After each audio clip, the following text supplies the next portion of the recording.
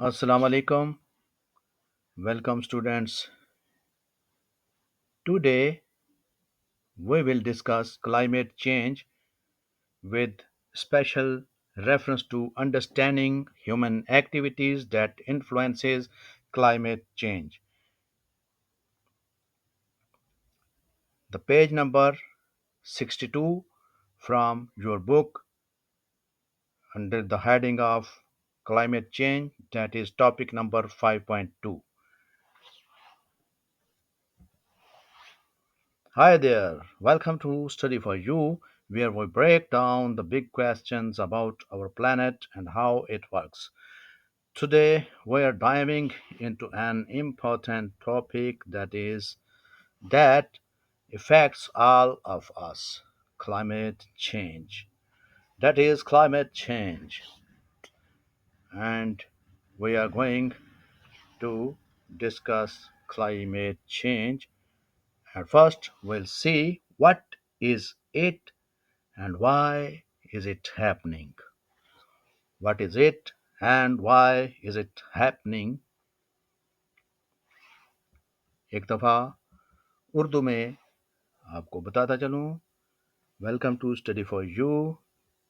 आज हम जो बिग क्वेश्चन है हमारे प्लैनेट के बारे में, जो कि global warming and climate change है, उसको हम सॉल्व करेंगे और ये देखेंगे कि ये क्लाइमेट चेंज है क्या और कैसे हमें इफ़ेक्ट कर रहा है और व्हाई इट इज़ हैपनिंग, और इसकी ये वकूअ पज़ीर क्यों हो रहा है। ये चीज़ें हम देखेंगे। Let's explore it together. चलें हम इसको देखते हैं। What is climate? At first we will see what is climate. अगर हमें क्लाइमेट का पता होगा तो फिर हम क्लाइमेट चेंज के बारे में कुछ कहने के काबिल होंगे। तो at first, we'll see what is climate. Climate is long-term change in the average weather of a particular area or region or the whole world. Climate जो मौसमियाती तब्दीलियां हैं वो एक लॉन्ग टर्म तब्दीली का नाम है, जो कि औसत दर्जा हरारत या औसत जो मौसम है किसी भी मखसूस इलाके का या पूरी दुनिया का या खित्ते का, उसमें जो उनका औसत मौसम है उसमें लंबे अरसे बाद जब कोई तब्दीली रूनुमा होती है तो उसको हम नाम देते हैं क्लाइमेट चेंज का, यानी कि मौसमियाती तब्दीलियों का। This is an unexpected change in the global climate and usually occurs in decades or million years. This is an unexpected change in the global climate and usually occurs in decades or million years. तो ये एक गैर मुतवक्को तब्दीली होती है दुनिया के मौसमों में, जो कि आम तौर पर या अमूमी तौर पर वाक़ होती है हर 10 साल बाद या लाखों सालों बाद। ये एक लॉन्ग टर्म प्रोसेस है। तो साइंटिस्ट ने जो पैटर्न सेट कर रखा है दैट इज़ 30 इयर्स। तो वो हर 30 साल बाद जायज़ा लेते हैं और जायज़ा लेने के बाद देखते हैं कि क्या-क्या तब्दीलियाँ रूनुमा हुई हैं हमारी 30 साल बाद मौसम जो क्लाइमेट है उसके अंदर, आबो-हवा के अंदर।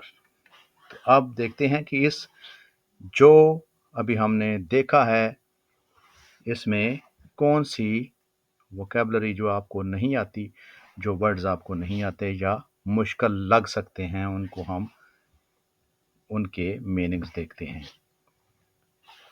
नंबर 1 है जी पार्टिकुलर पार्टिकुलर के मीनिंग्स हैं स्पेसिफिक या खास। उर्दू में खास, इंग्लिश में स्पेसिफिक। नंबर 2 पे आ जाता है अनएक्सपेक्टेड। अनएक्सपेक्टेड, इसके मीनिंग्स हैं नॉट एक्सपेक्टेड, अनफॉरसीन, अनप्रिडिक्टेबल भी कह सकते हैं, अनप्रिडिक्टेड। और उर्दू में इसको कहेंगे गैर मुतवक्को, जिसकी तवक्को नहीं की जा रही थी, वो वाकया रूनमा हो जाए तो उसको कहते हैं unexpected. Number 3, decades.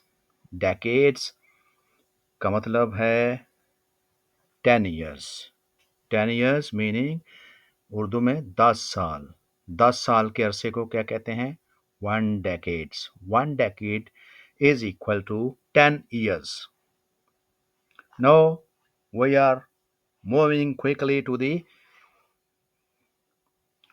what is climate change. What is climate change?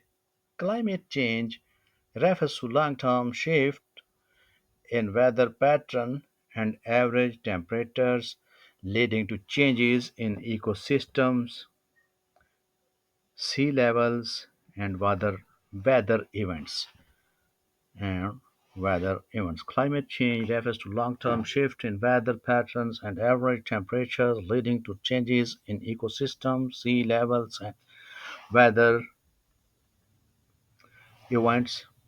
तो ये जो क्लाइमेट चेंज है, ये एक लॉन्ग टर्म शिफ्ट है किसी भी इलाके के वेदर पैटर्न में और उसके एवरेज टेम्परेचर्स में, जो कि चेंजेस का सबब बनता है इकोसिस्टम में, सी लेवल्स में और वेदर के जो अपने इवेंट्स हैं उनमें चेंज लेके आता है। तो ये होता कैसे है? ये हमने देखा कि व्हाट इज़ क्लाइमेट, के मौसमियाती तब्दीली क्या है। व्हाट इज़ क्लाइमेट चेंज, मौसमियाती तब्दीलियाँ क्या हैं, आबो हवा की तब्दीलियाँ क्या हैं। ये हमने फर्स्ट क्वेश्चन जो शुरू में देखा था, व्हाट इज़ इट, वो हमारा सॉल्व हुआ। अब हम उसके दूसरे पार्ट की तरफ जाते हैं कि why it is happening. Why it is happening, let's move and see why it is happening.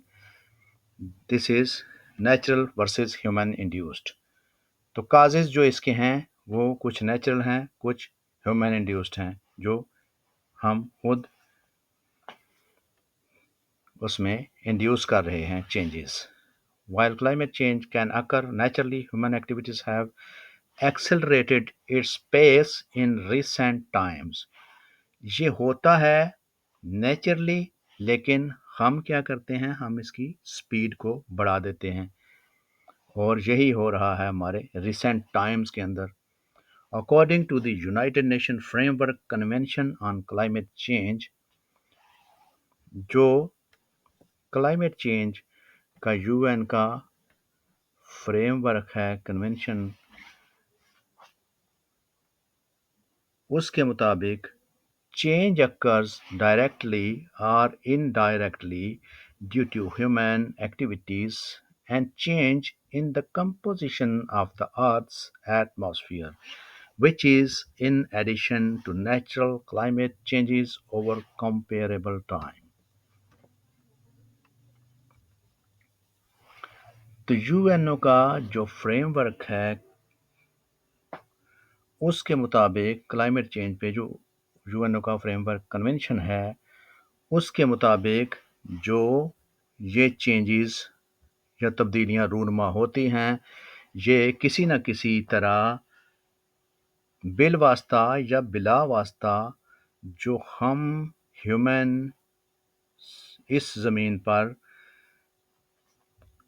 अपने काम सर अंजाम दे रहे हैं उनकी वजह से हो रही हैं। And change in the composition of the Earth's atmosphere, which is in addition to natural climate changes over comparable time। तो जो कंपोजिशन है अर्थ के एटमॉस्फेयर की उसमें भी चेंज वकू पजीर होता है, which is in addition to natural climate changes over comparable. जो कि नेचुरल क्लाइमेट चेंजेस हैं उससे हटकर ये जो कंपोजिशन चेंज होती है अर्थ के जो एटमॉस्फेयर है उसमें जो उसकी कंपोजिशन है उसके अंदर जो चेंज वाक़ई होता है वो जो नेचुरल चेंज है क्लाइमेट में उससे हटकर है ओवर कंपेरेबल टाइम। तो नेक्स्ट हम देखते हैं कि what is the composition of earth atmosphere. तो अर्थ एटमॉस्फेयर की कंपोजिशन क्या है ये आपको पता होगा तो आपको समझ आएगी कि कैसे चेंज वाक़ई हो रहा है। तो ये परसेंटेज है कुछ गैसेस की जो ऊपर नीचे हो रही है उसकी वजह से हम ये चेंज दिन ब दिन देख रहे हैं। ग्लोबल वार्मिंग का इशू राइज कर रहा है बहुत ज़्यादा स्पीड के साथ, और पोल्यूशन डिफरेंट किस्म की बढ़ती जा रही है। तो ये देखते हैं composition of earth atmosphere. What is the composition of earth atmosphere? You are looking on your screen. From start from the left side top corner, 0.93% agron, that is shown in the yellow color on the chart. This is called pie chart. इसमें एक छोटा सा आपको part नज़र आ रहा है जो कि येलो कलर का वो एग्रोन को शो कर रहा है। उसके साथ ही रेड कलर का बड़ा एरिया है जो 21% ऑक्सीजन, ऑक्सीजन 21%, एग्रोन 0.93%, और उसके नीचे ग्रीन कलर का छोटा सा एक लाइन सी बनी हुई है 0.04% कार्बन डाइऑक्साइड। और फिर नीचे पूरा का पूरा जो ब्लू नज़र आ रहा है आपको, ये बॉल सा, ये पाई चार्ट का मेन एरिया, ये सारे का सारा क्या है, नाइट्रोजन। तो नाइट्रोजन की जो मिकदार है हमारे एनवायरनमेंट के अंदर वो 78% है। इसके अलावा जो थोड़ी थोड़ी मिकदार हैं वह neon, helium, methane, krypton, ozone, hydrogen and water vapour, ये इनकी मामूली सी मिकदार है। लेकिन अब मीथेन और कार्बन डाइऑक्साइड की जो हमारे एटमॉस्फेयर के अंदर मिकदार है या अमाउंट है, परसेंटेज है, वो बड़ी जल्दी से बढ़ती जा रही है। उसकी वजह ग्रीन हाउस इफ़ेक्ट है। वो हम आगे पढ़ते हैं। What is green house effect? The natural process helps regulate the Earth's temperature by trapping heat in the atmosphere. ये जो ग्रीन हाउस इफ़ेक्ट है ये एक नेचुरल प्रोसेस है जो कि एक लेयर होती है कार्बन डाइऑक्साइड की हमारे एटमॉस्फेयर के अंदर। जो हमारी एनर्जी आती है, सोलर एनर्जी जो ज़मीन पे आती है, या सन रेज़ जो आती हैं वो सन से टकरा के रेडिएट होती हैं बैक टू दी स्पेस, या रिफ्लेक्ट होती हैं from our surface of earth to the space. और उनको वो जो कार्बन डाइऑक्साइड की लेयर है वो ब्लॉक करती है। उसमें से कुछ जो हैं वो लेयर्स जो रेडिएट होती हैं, जो रिफ्लेक्ट बैक होती हैं, उनमें से कुछ जो हैं वो खला में चली जाती हैं स्पेस में, लेकिन कुछ जो है वो हमारी जो कार्बन डाइऑक्साइड की लेयर होती है जो ग्रीन हाउस इफ़ेक्ट जिसको कहते हैं, वो उसको ब्लॉक करती है और कुछ को ऑब्जर्व करती है। तो वो ब्लॉक करके उसकी जो टेम्परेचर है ज़मीन का उसको मेंटेन करती है। It is natural process, but with the passage of time With burning of fossil fuels and activities after industrial revolution, we are witnessing that the amount of carbon dioxide and methane is increasing in presence of water vapor. Water that is very water vapor are very good absorber of the heat. Therefore, तो ये सारी मिलके जो carbon dioxide की natural layer है उसको बढ़ाती जा रही हैं, उसको ज़्यादा करती जा रही हैं उसके साथ मिलके उसकी, तो बिल्कुल जो है वो हमारी जो हीट है, जो रेडिएट होके वापस जानी होती है, कुछ उसमें से पास हो जाती थी जो कि स्पेस में चली जाती थी, अब वो बिल्कुल ब्लॉक हो जाती है और ब्लॉक होने की वजह से हमारा जो ज़मीन का टेम्परेचर है वो इंक्रीज़ होता जा रहा है। ये है ग्रीन हाउस गैस इफ़ेक्ट। तो ग्रीन हाउस गैसेस कौन-कौन सी हैं ये आप देखते हैं। Carbon dioxide emissions, methane emissions, deforestation, ठीक है जी, ये 3 हैं। कार्बन डाइऑक्साइड मैंने बता दिया कि आपके जो फॉसल फ्यूल्स हैं, एनर्जी प्रोडक्शन के लिए, ट्रांसपोर्टेशन के लिए और इंडस्ट्रियल प्रोसेस के लिए ये प्रोड्यूस कर रहे हैं excessive CO2 into the atmosphere. और मीथेन एमिशन जो है ये एग्रीकल्चर प्रोडक्ट्स, जबकि आपने पढ़ा था लाइवस्टॉक फार्मिंग में 14.5 जो है वो परसेंट है उनका शेयर लाइवस्टॉक फार्मिंग का ग्रीन हाउस गैस एमिशन में, contribute to the significant methane in atmosphere. आगे डिफॉरेस्टेशन है, cutting down forest reduces the Earth's capacity to absorb CO2, contributing to increased greenhouse gas concentrants। तो ये green house gas में CO2 क्या, carbon dioxide, CH4 जो है methane, methane में carbon का एक और हाइड्रोजन के 4 एटम्स होते हैं, और ऊपर जो है वो वाटर वेपर्स वगैरह हैं। और deforestation, deforestation is very dangerous for our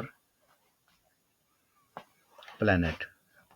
We should have to plant trees for betterment of our planet।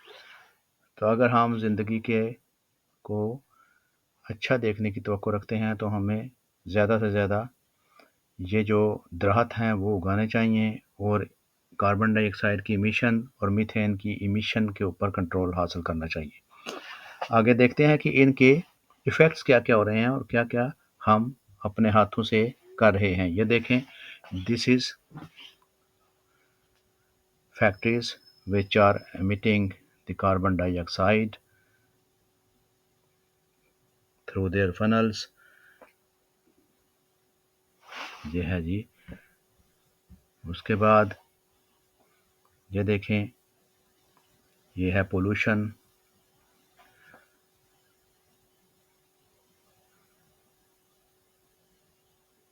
tall buildings with the dust pollution, and these are the factories which are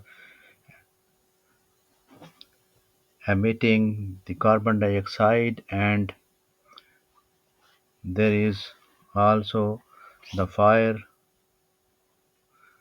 on the dry grass which is emitting the carbon dioxide, and these factories are also draining out their wastage without any treatment, that are chemicals in the water and polluting our waters. These are human activities, and these are transport which is contributing to the destruction of our planet. And this is the garbage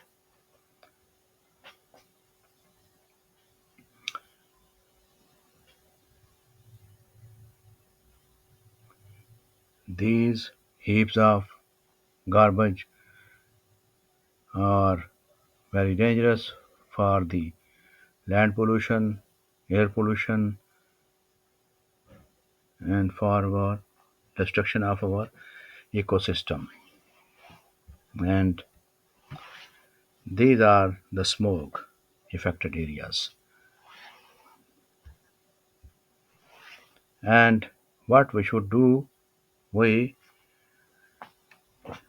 should try to aware our children, our youth, and our elders to save the earth, love the earth.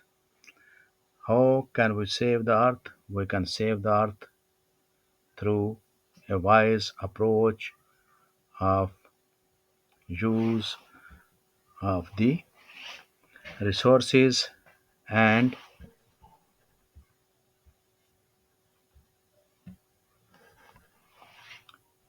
planting trees and reducing our emissions, which are fatal for our planet Earth. Now we see how the melting of glaciers affecting.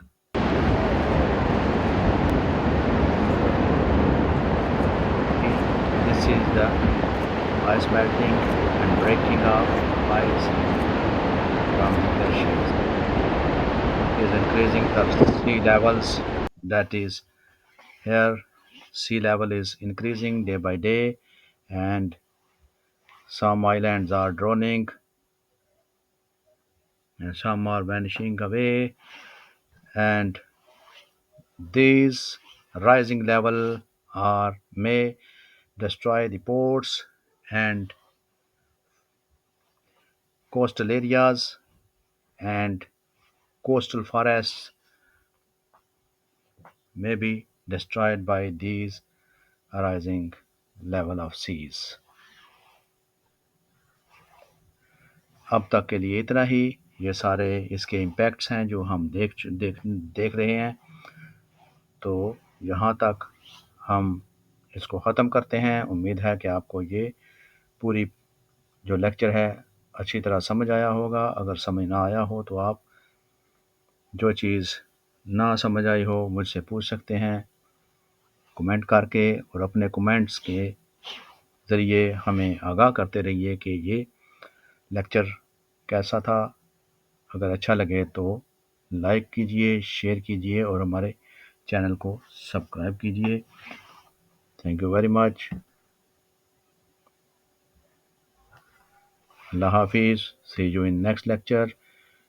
Bye.